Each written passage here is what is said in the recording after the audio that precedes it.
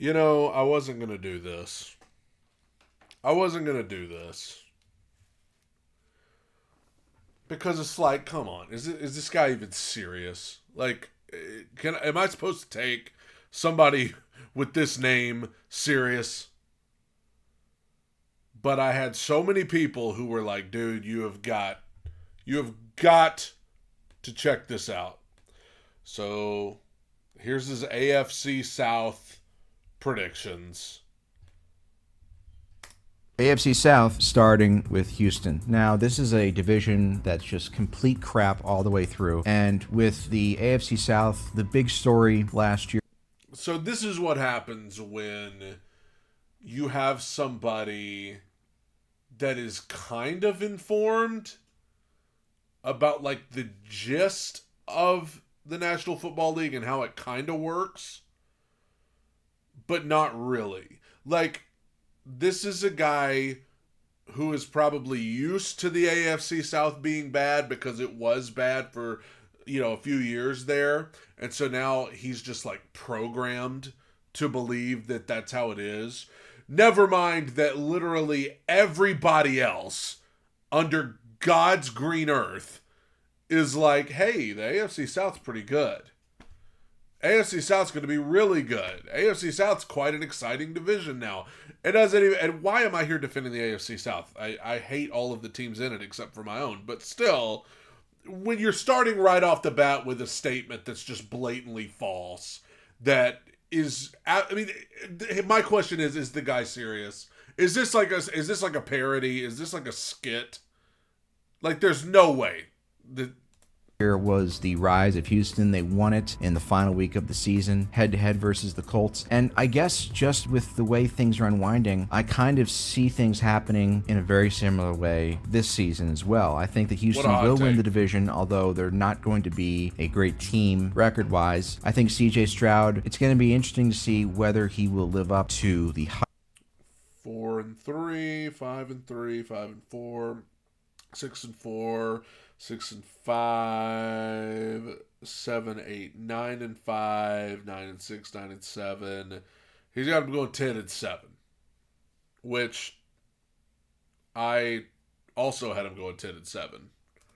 So don't look now. Hype that he's gotten after his amazing rookie season, or whether he'll hit a sophomore slump. We just have to wait and see. But I do think that there are some areas. Again, I think signing Danielle Hunter was the most underrated signing of the offseason in free agency. But it's just one of those things where I go game by game, and I just found, hey, they're going to be around 10-7 again, and it's going to be enough to win the division. But I don't consider them title contenders. I still think they're a few pieces away from being in the same tier as the Chiefs or the Ravens. So if he thinks that if he's already said he thinks the AFC South as a whole is garbage, and he's got he's talking about the Texans like they're not going to be that good, I don't even know what he's got to say about the Titans.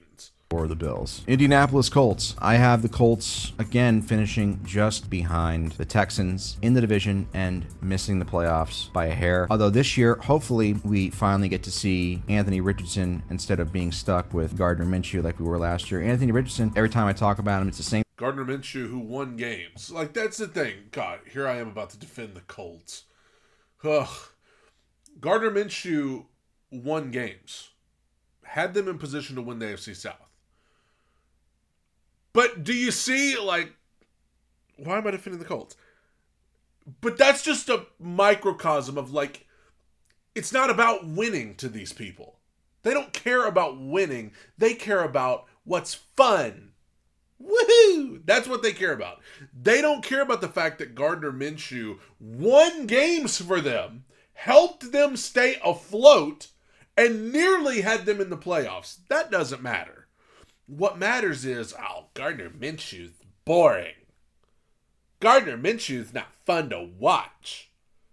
And so, therefore, thank God he's out of there.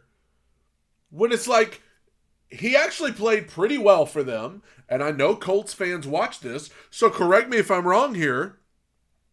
He played well enough to get them in position to go to the playoffs. But this just proves that's not even, winning isn't even what it's about with these people. All they care about is, Patrick Mahomes has spoiled these people.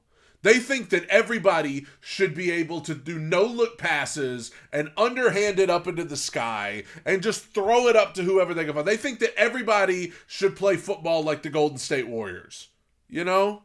Thing that physical tools are sky high. The Golden State Warriors when they were good. The Golden State Warriors with Curry and Thompson and Durant and them. Like that Golden State Warriors. You know what I mean? His Hall of Fame tools physically, arm strength, athleticism, what have you. But already we've seen that his style of play where he runs the Hall of Fame. Hall of Fame arm strength.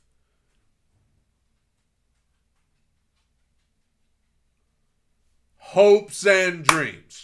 Hopes and dreams. I'm going to get a t-shirt made. But just hopes and dreams with the Colts logo right under it. Ball puts his body on the line. Not even the Colts logo. Just a picture of a number. What's he, number 5? Is that what his number is? Just a number 5 jersey. An Indianapolis Colts. And maybe a little Caleb Williams jersey right next to it. Hopes and dreams. Can lead to injuries and significant missed time. So he's just going to have to become a better passer. Unless you're Lamar Jackson, who has kind of like a supernatural ability to avoid being hit really hard. If you're a running quarterback, usually your shelf life isn't very long. And I'm hoping as a fan of his that he's able to become a better pocket passer and learn how to read defenses better so he can stay healthy for longer. Or else his career is going to go the same way that Cam Newton's went, which isn't a terrible thing. Cam Newton, who was synonymous. Let me hear what this fool said before I. Your shelf life isn't very long. And I'm hoping as a fan of his that he's able to become a better pocket passer and learn how to read defenses better so he can stay healthy for longer. Or else his career is going to go the same way that Cam Newton's went, which isn't a terrible thing. Cam Newton had a great MVP season, but basically you're talking about less than a decade of good play.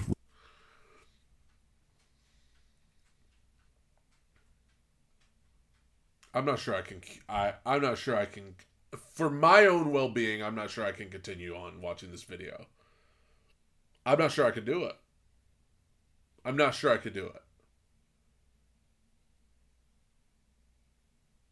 Cam Newton, who was known for being able to take hit after hit after hit after hit and just keep getting up. Cam Newton, who was seldomly ever hurt. That comparison is like comparing Skittles with feces. Which in today's NFL isn't that much. So the Colts are going to go as Anthony Richardson goes. I do think that they got themselves a gem with Laiatu Latu in the draft. I think he's going to win Defensive Rookie of the Year, personally. That's one of my predictions. But again, I think this is a team that is just a year or two away, depending on Richardson's development, from really making some noise. I don't think they're there yet. Jacksonville Jaguars. So you heard what his analysis was about Anthony Richardson. Just remember that when it comes time to talk about the Titans. This rating of Jacksonville is really a reflection of my opinion of Trevor Lawrence. And much like with a lot of teams, really relies on your quarterback for how well you do or how well you don't do. And we've seen with the Jaguars just the past couple years, where a couple years ago they made the playoffs when Lawrence had a very, very strong end of the season and they won a bunch of games in a row. And then last year we saw them do the exact opposite, where they had a big lead and it looked like, oh, well, this is going to be the team in the AFC South for a while. And then, boom, they ended up just crapping their pants, and Lawrence was terrible to end the season, and they missed the playoffs. And I have a feeling. Okay, that was funny. I'll give them that. They crapped their pants and lost the AFC South. That's what they did. Feeling my gut tells me that it's going to be another season where Lawrence is mediocre, and they're going to lose a couple games that they should win. My God, I mean, I gave the Jags more credit than that. I had the Jags at 9-8. He's got them at 7-10. All right, Barry. I've also noticed that when he puts up the schedule, he has had the Titans getting swept. He had the Texans beating the Titans both times. He had the Colts beating the Titans both times. And now he has the Jags beating the Titans both times. So we might be looking at 0-17 when it gets to the Titans here. And I say this all the time with young quarterbacks that are highly touted, and in recent memory, there really hasn't been any quarterback that was more highly touted than Trevor Lawrence coming into the league. I really believe by year 2 or 3, with today's rules, the way that the rules were geared towards the offense, all the rules as a quarterback are geared to make sure that you don't suck. If you're still mediocre or just bad by year 2 or 3, which is really what Lawrence is, he's mediocre, then I think that's just kind of who you are. And so I think the Jaguars. I mean, I don't, in terms of things he said, one of the more agreeable statements so far is that if your quarterback is still bad in year 2 or year 3, especially, you probably need to go a new direction. Now, I tend to mostly agree with that. What has happened? This guy is making me defend the Colts and the Jaguars. I give Trevor Lawrence more credit than this dude. This dude said Trevor's mediocre or bad. I mean, I even give the guy more credit than that. Are going to reflect that by being mediocre. And finally, Tennessee. I think the Titans are going to be one of the worst teams in the league. I just don't think Will Levis is a franchise quarterback. I think that this is his big audition, obviously, as being the Week 1 starter, and he had some good games last year after Ryan Tannehill's corpse completely washed up on shore. But I just think like the Tennessee has really always been just, ever since Steve McNair, they've just been irrelevant. I mean, even a couple years. I'm not going to throw these. I'm not going to throw these headphones because that would just hurt me because I would have to buy new ones. In a nutshell, that comment right there is the reason I'm doing this series. This series where I'm watching all these clips, whether it be national media or YouTubers or podcasts or whatever, that statement right there. Because that proof, I don't need to get mad. I don't need to do this. I'm a Christian. That statement right there, just proves that it doesn't matter what the Titans do.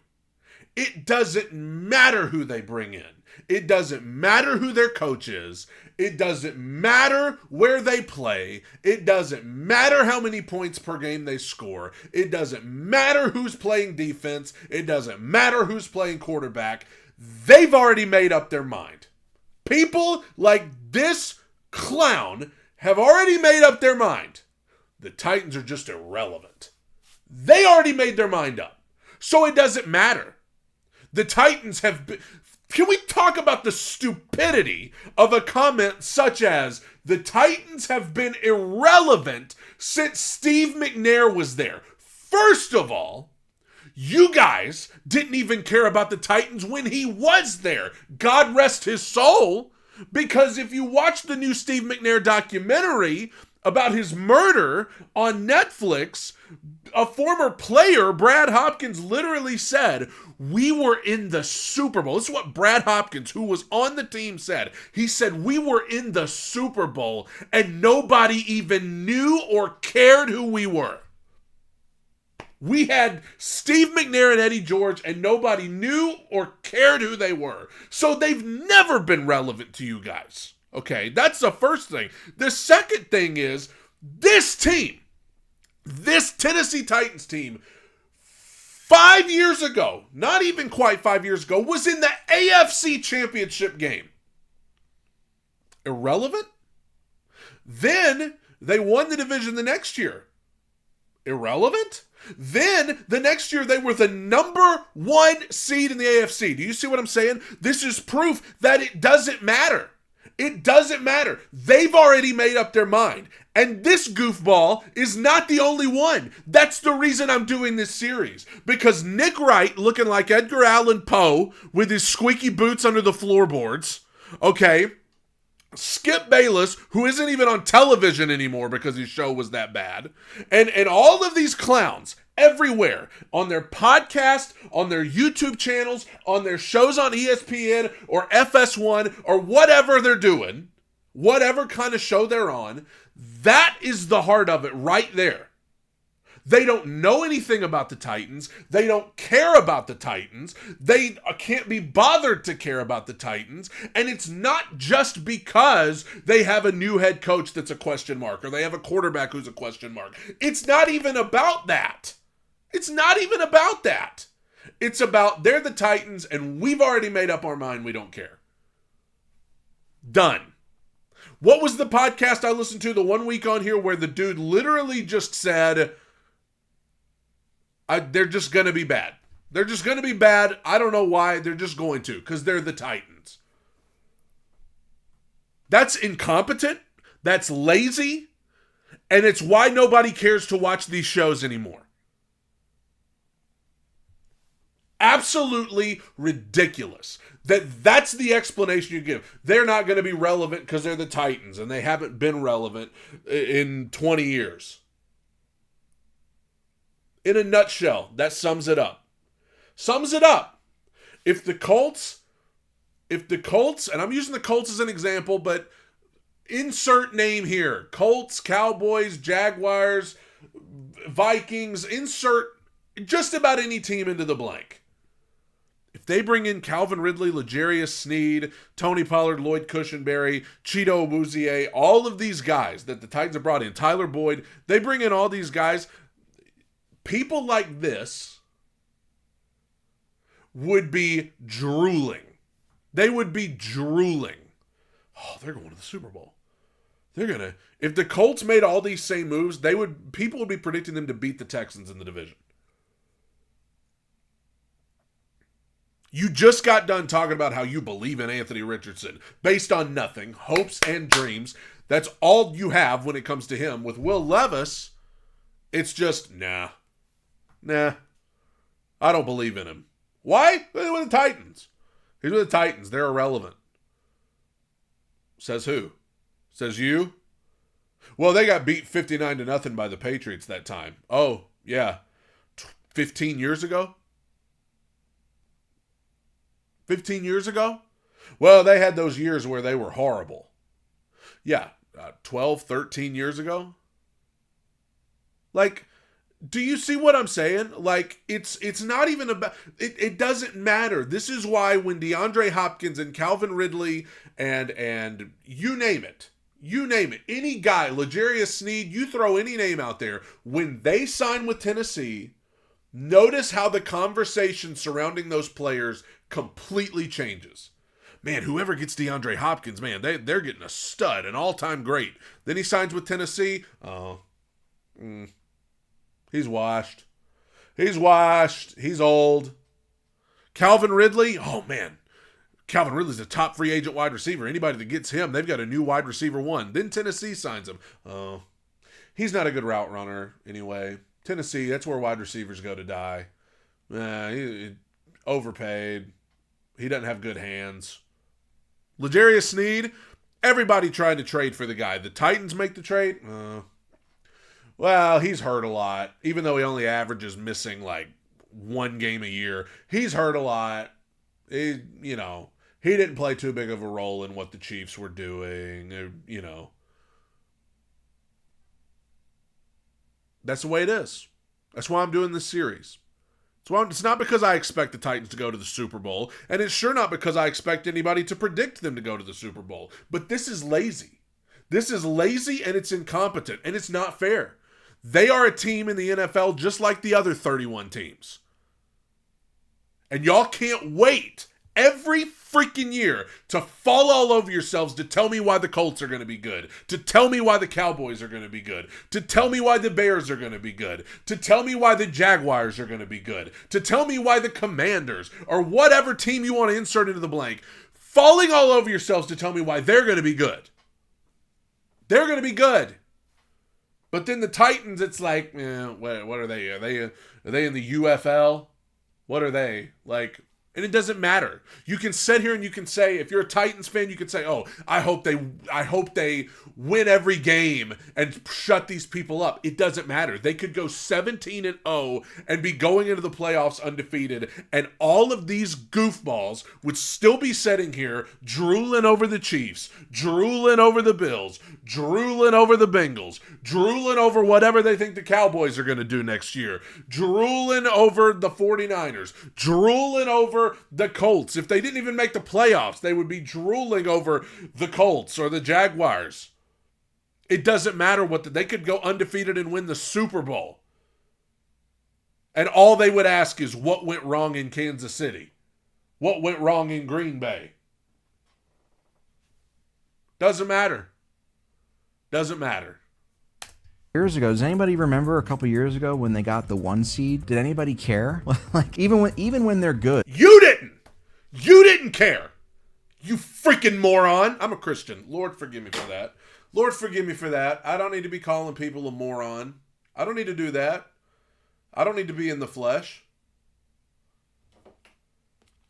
You didn't care because you are narrow-minded and incompetent.